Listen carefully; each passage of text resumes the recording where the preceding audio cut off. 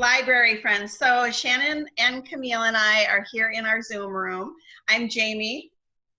I don't know which way they're seeing us, Camille and Shannon.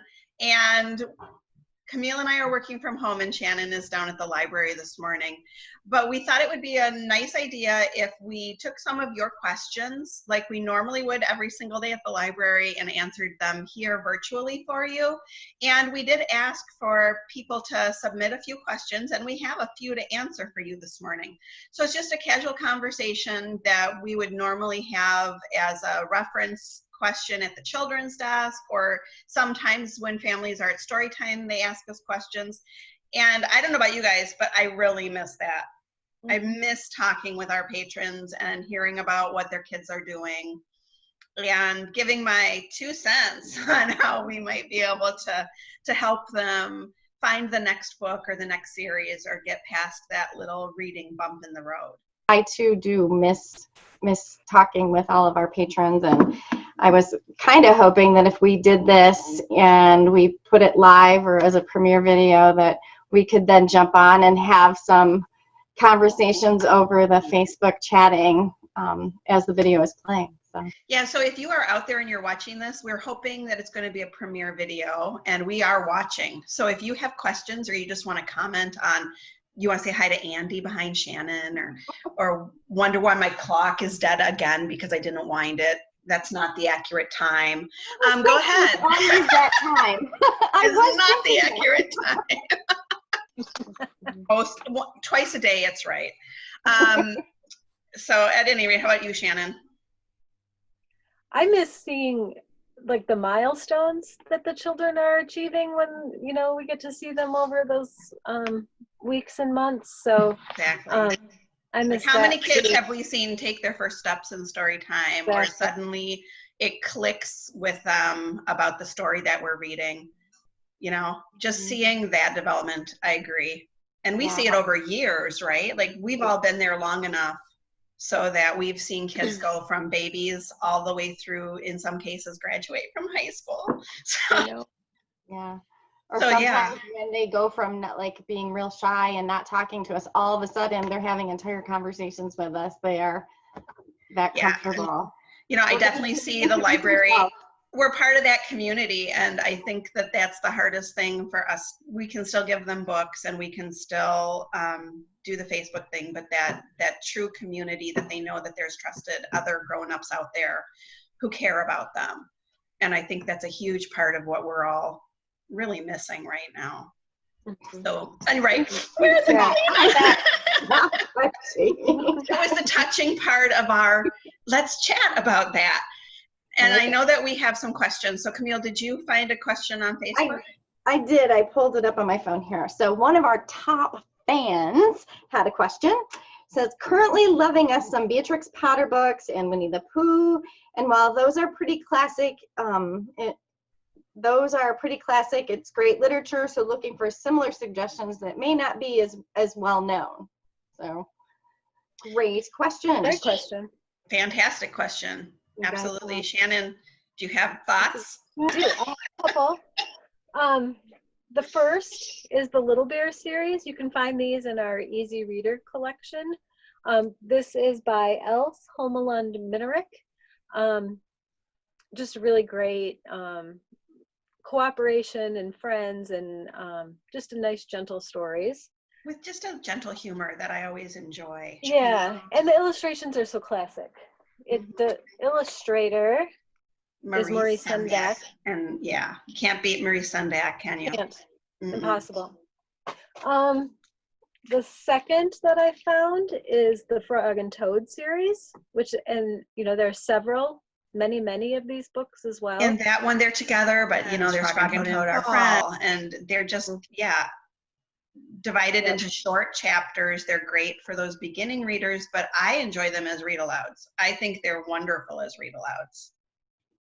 And if you're looking for quality literature, which I think is one of the things she was touching on in her question, this right here is a Newbery Honor sticker. So, you're getting some good literature with that. Quality literature.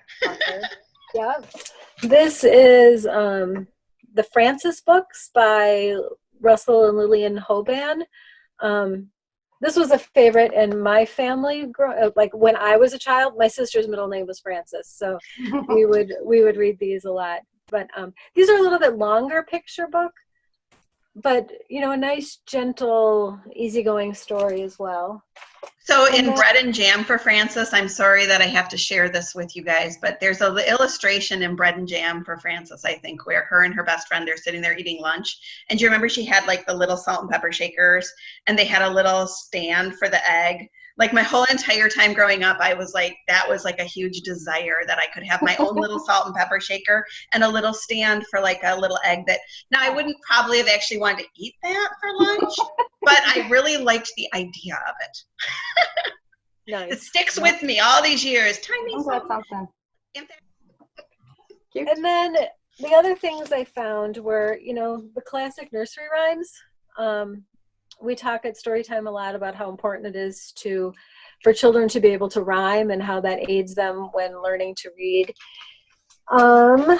And just a good old-fashioned folk and fairy tales as well. What's really nice about, I think about our folk and fairy tale section currently, is that it has like rewrites, so books that are along the theme of the Little Red Hen. Like, what is it? The Little Red Hen Makes a Pizza, and all the different variations of Little Red Riding Hood and any other classic fairy tale, which is also a nice segue to our summer reading program theme, which is about fairy tales as well. Imagine your story. And it can be fairy tales, folk tales. Imagine what it could be. So Camille, you were talking about Novelist, which is one way that if we are not sure ourselves, or if we just want to generate a list of read-alikes, right? Yeah, so it's accessible through our website, and I was thinking I might do a little demonstration about accessing it and maybe searching for a read-alike. Maybe I'll choose one of these authors or series, and maybe we could splice that into this video. Yeah, so we'll definitely do that. We will show you, Camille will show you how to use Novelist. Hi, so we were talking about Novelist, using Novelist, a database that we have available to us with a library card, to find books that are similar to books that either we loved or maybe our children loved. So I'm going to show you how to do that. The first thing I'm going to do is share my screen with you, and here we go. So we're at the library's homepage, hydeburgpubliclibrary.org, and you will see up across the top we've got a menu bar, and if we go under For Readers, because this is a great tool for readers, and then about halfway down on the left is Novelist Plus. So I'm going to click on that, and then I have to put in my barcode, so I'm going to go back to Big Me and enter in my library card number, and bounce back here, and we're in the database. So it's very easy to use, and I'm just going to, right up at the top here, I'm going to type in the title of a book that we were talking about, Winnie the Pooh, and see what I come up with. So here is the story, Winnie the Pooh, and you can see I can check our library catalog, so it's linked to our catalog to see if it's in. But right above that, I can find title read-alikes and author read-alikes. So I'm going to click on title read-alikes. So if you really like the story of Winnie the Pooh, you can click on that and find a list of 9 other stories that were pulled out as similar to Winnie the Pooh. Readers that liked one liked the other. And it even includes a reason. So you can help narrow down. Maybe if you really talk to your child about why they liked the story, you can narrow it down even a little bit more by looking at these reasons. So for example, Toys Go Out.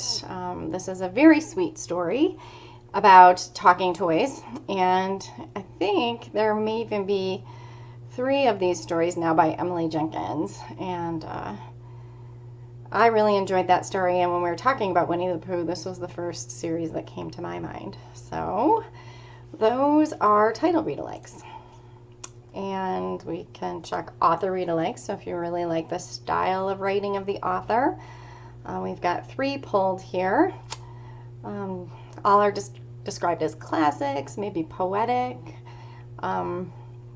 Again, another way to help find something that might tempt your child to open a page if they are really liking something and maybe hesitant to try something new. All right, let's try. I'm going to type in another title, Dog Man. Get lots of parents come in. Their kiddos like Dog Man or Diary of a Wimpy Kid, maybe that graphic novel type of story. So we not only have for Dog Man title read-alikes and author read-alikes, but also series read-alikes. So if your child likes series, you can see that they've pulled 9 other series that you might want to try. And again, it gives you a reason. You can ask your child what they liked about it, and specifically, if it was a graphic novel, it kind of identifies that in these descriptions as well. And again, you can pop over to our catalog and get a little bit more information from the catalog about what the story is like. So you can see, easy to use, another tool for you, accessed through our website. All right, thanks. Thanks for that great demo, Camille. That was some really super information. You're welcome. Sure. All right, that was a really great question. Do we have another one? I think so. Here it comes. This one came in on Facebook Messenger. My 4-year-old is definitely is ready to start to read, but I have no idea how to teach her. How do I start? We're working on letter sounds. She's grasping most of them and can recognize familiar words like names of family members, including Disney, Anna, and Elsa. Any help is appreciated. First of all, 4-year-old ready to read. I mean, come on. Very fun. I guess the first thing that popped out to me in that question is, like I said, it's like a 4-year-old who is starting to be really interested in the actual reading, and 4 is really very young to be reading, right? So we have to, with everything we say, keep in mind that 4-year-old is really young. And so the parent in this question should, first of all, pat themselves on the back, because even though the question says, when do I start? Obviously, this person started 4 years ago, because that's when you start, right? And this person must have started because the child's already recognizing familiar words.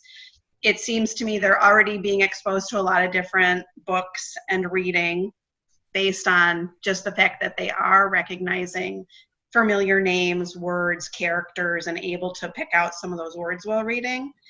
And so they've already done a huge bulk of that pre-reading work, and it's going to keep going that way, don't you think? Absolutely, yeah.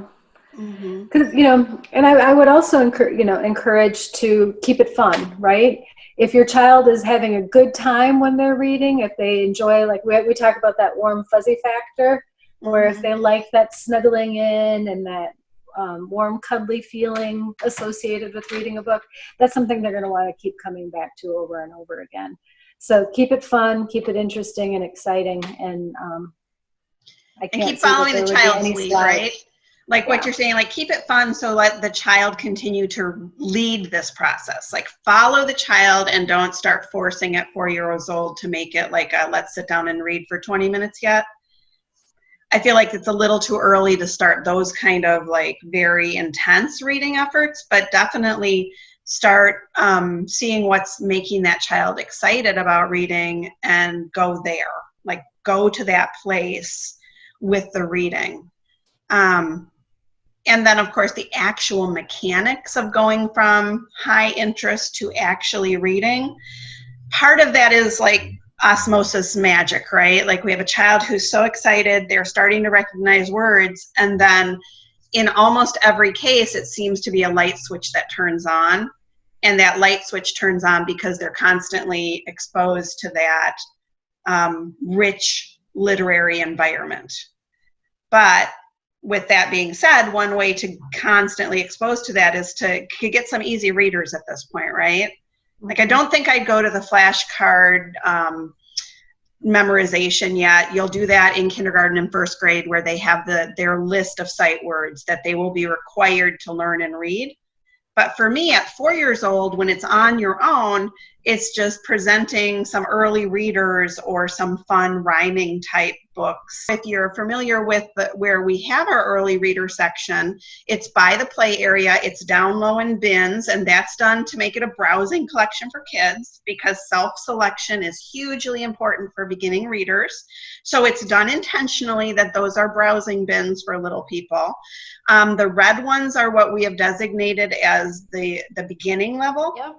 Okay, so this series by Harriet Ziefert, it's one of my favorite beginning reading series because essentially it's introducing one word family, and it's called Flip a Word, and that's what it does. So it'll start out with the word crab, and as you flip the pages, it's going to change that word, and there's quite a few of like, here's stop, pop, there we go, frog jaw, ice mice, wet pet.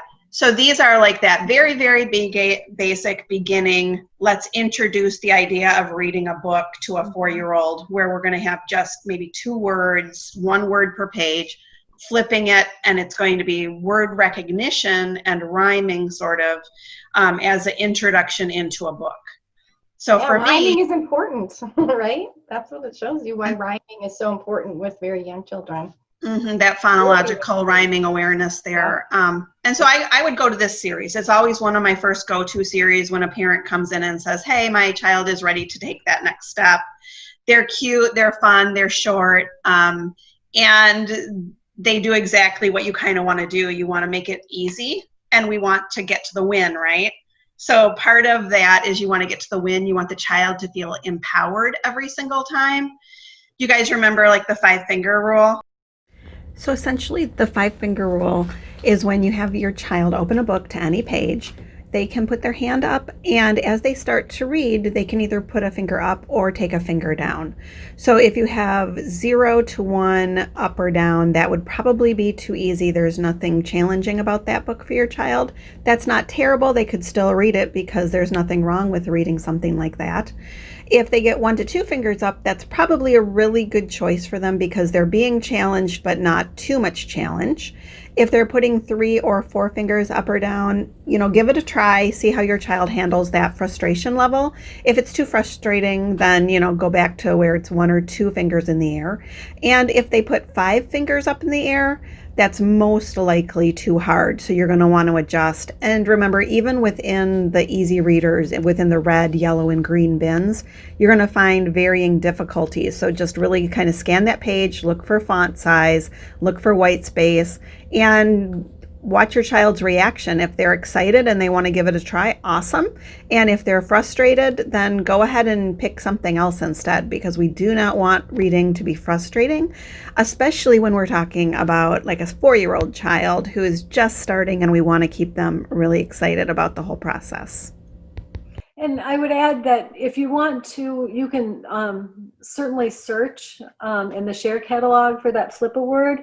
And if there are any of those titles that you'd like to try, you can put reserves on those, and we can pull those and set them aside for easy pickup for you. Absolutely. And when you're at the desk, ask any of us, because although this is one of my favorite series, you all know which ones that you like to direct people to. And there's quite a few in that red bin that are perfect. I just would go with something that has a very large font size, because remember, the eyes and the muscle and the core, that's all goes hand in hand with reading readiness. So one of the reasons I put things in the red bin, they'll have short sentences, large font, easy to read. Usually it's not cluttered around where the text is. Normally it's easy to follow the text. As we get a little bit higher reading, it might be like, oh, I'm trying to find where the next text is, but not in a red book. In a red book, it should be like right there. It shouldn't be challenging for the child to be able to see or find the words. And the pictures, they're the clue, right? So look at frog jog. We can see from the picture clue what the words are. And with a very good early reading book, that's what you're going to see. That's why picture books are not as good as early readers, because picture books, the illustration is not going to directly tell us what the text is, but a really good early reader is going to do that. It's going to give you context clues with illustration. It's going to have a large, easy to read font, and those are the things you're looking for.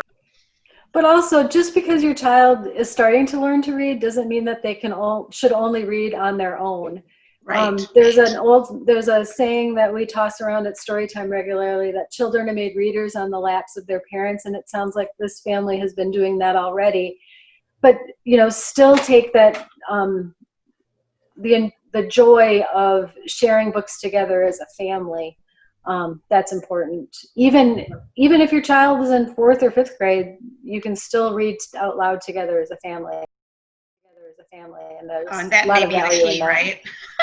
That might be the key to this whole thing, is to continue enjoying it together and making it that thing we are wanting and not the chore. Yep. That's an awesome question. I mean, that's like an Isn't exciting it? place for a parent, and I love it. And It's a just a really reminder, fun though, question, too, to too. not get discouraged if the child ever shows disinterest. Like, they're so excited right now, and then maybe in July they're less excited about it. That's normal. Don't panic. That's normal. Question. This one also came in Facebook Messenger. My child really enjoys turning the pages, but she crinkles the book trying to get just one page of paper books. Any tips how to get her to stop?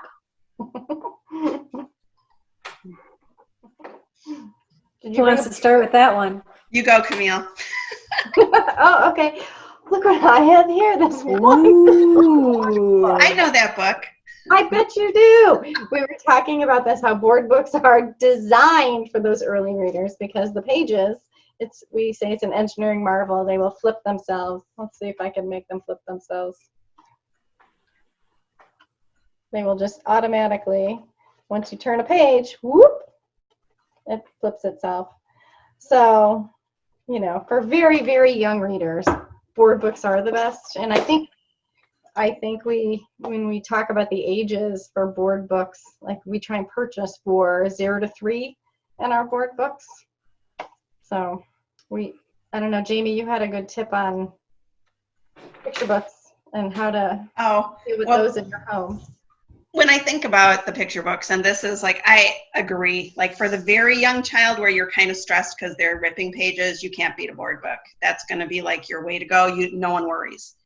But when my kids were that age, I also had that bin of books that maybe were really already well loved, or that maybe you picked up from a rummage sale, or they just are not the books that are your heart books that you want to keep precious. Those are the books that, go ahead, let that child who's slightly older, not like, I think you had mentioned, Camille, not at that point where they're just ripping for fun. That's different. They're little at that point, and keep those kind of books out of their hands. But when they're starting to understand and they're literally trying to turn the pages, give them some books you don't care about. Pick up a few from our ground floor. I think you can get some for 25 cents, and they've been well loved. Go ahead and let them practice page turning on those. As the child gets slightly older and you're trying to, like, and maybe they start to feel bad if they accidentally rip one, have the tape handy. Just have some tape handy, tape it back up.